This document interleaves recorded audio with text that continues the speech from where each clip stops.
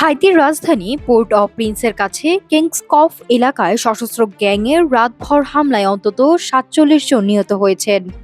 আহত হয়েছেন আরও ২২ জন। একের পর এক প্রাণঘাতী হামলার পরও পর্যাপ্ত নিরাপত্তা না পাওয়ায় স্থানীয়দের মধ্যে তীব্র ক্ষোভ দেখা দিয়েছে।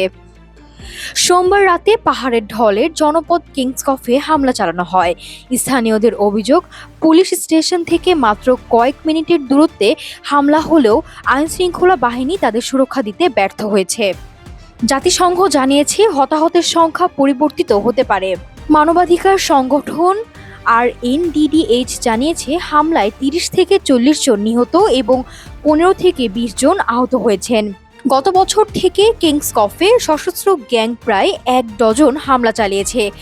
২০২৫ সালের শুরুর দিকে ২ মাসের হামলায় ২৬০ জনের বেশি মানুষ নিহত এবং প্রায় ২০০টি বাড়ি ধ্বংস বা পুড়িয়ে দেওয়া হয়। জাতিসংঘের হিসাবে ওই সময় প্রায় ৩,০০০ মানুষ এলাকা ছাড়তে বাধ্য হন।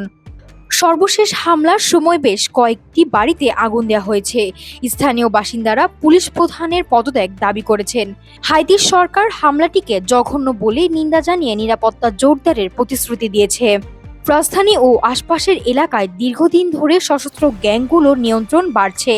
চলমান সহিংসতায় আগামী ডিসেম্বরে হাইতিতে নির্বাচন আয়োজন নিয়েও নতুন করে উদ্বেগ তৈরি হয়েছে।